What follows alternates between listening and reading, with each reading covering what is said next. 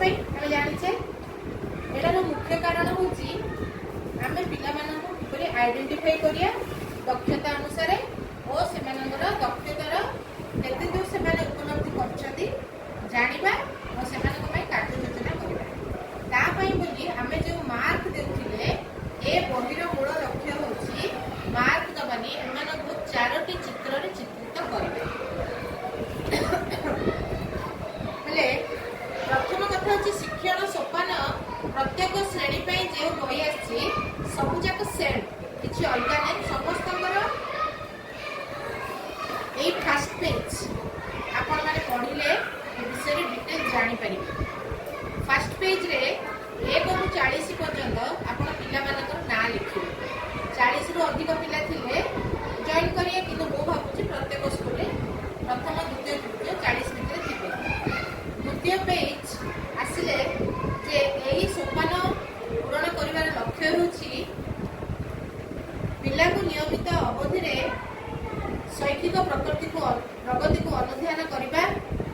ଅନୁଧ୍ୟାନ କଲା ପରେ ସେମାନେ ଯାହା ପ୍ରଗତି କରିନାହାନ୍ତି ତା ଅନୁଯାୟୀ ଶୈକ୍ଷିକ ସହାୟତା ଯୋଗାଇ ଦେବା ଓ ଗୋଷ୍ଠୀ ଓ ଏସ୍ଏମ୍ସି ମେମ୍ବର ଆଉ ଅଭିଭାବକମାନଙ୍କୁ ସେମାନଙ୍କର ଶୈକ୍ଷିକ ଅଗ୍ରଗତି ଆଉ ଶୈକ୍ଷିକ ଅଗ୍ରଗତିର କେଉଁଠି ଅସୁବିଧା ରହିଛି ତା ବିଷୟରେ ଆମେ ଜଣାଇଦେବା।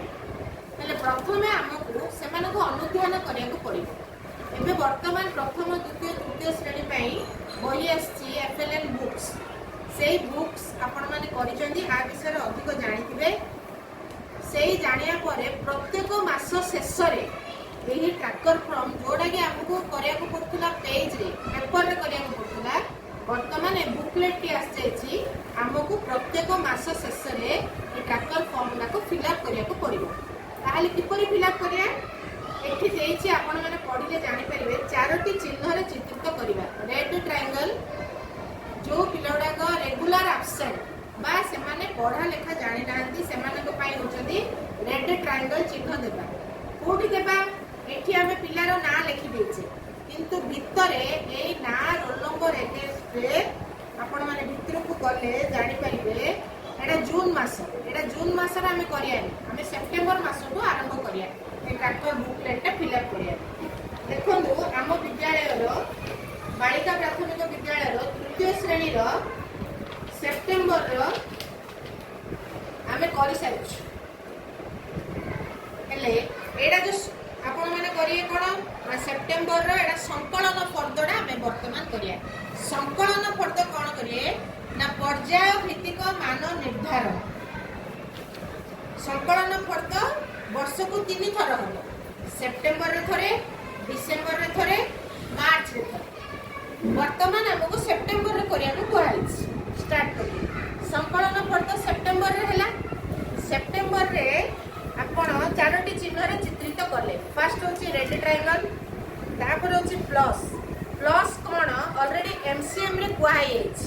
ଯଦି ଆପଣମାନଙ୍କର କିଛି ଡାଉଟ୍ ରହିଛି ତାହେଲେ ଏଠି ପଢ଼ିଦେବେ ଯେ ପ୍ଲସ୍ ଚିହ୍ନ କେଉଁଠି କାହାକୁ ଦିଆଯିବ।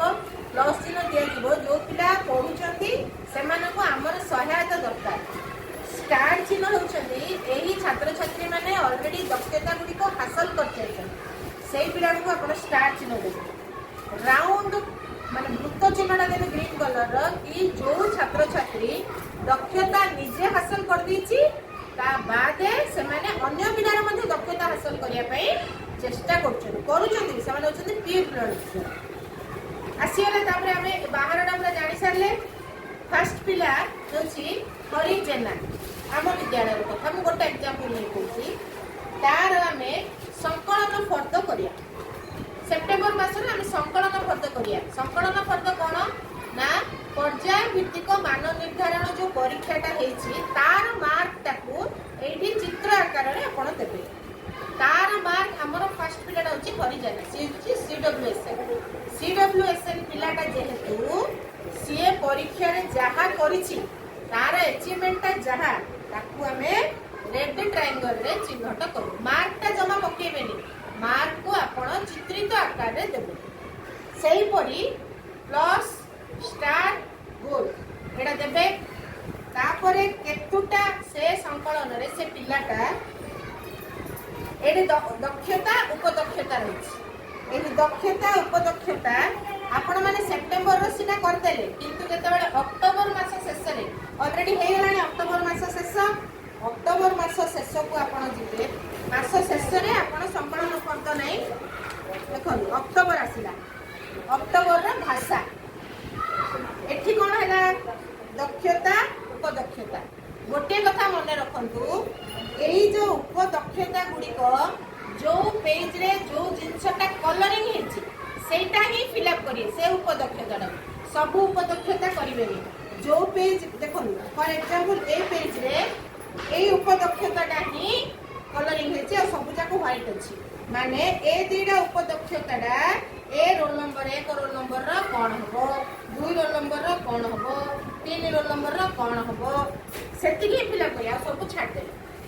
ଯଦି ମନେକର ଯୋଉ ପେଜରେ କଲରିଂ ହେଇନି, ଦେଖନ୍ତୁ ଏଇ ପେଜରେ ବି କଲରିଂ ହେଇଛି କିନ୍ତୁ କୋଉ ପେଜରେ ବି କଲରିଂ ହେଇନଥିବ।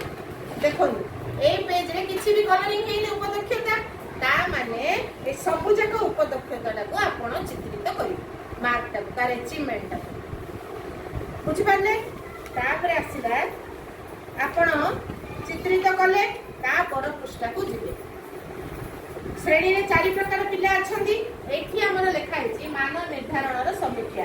ଆପଣ ମାନେ ସଂକଳନ ଫର୍ଦ୍ଦର ମାନ ନିର୍ଦ୍ଧାରଣ କଲେ, କରିକି 4 ପ୍ରକାର ପିଲା କଣ କଣ ସମୀକ୍ଷା କଲେ।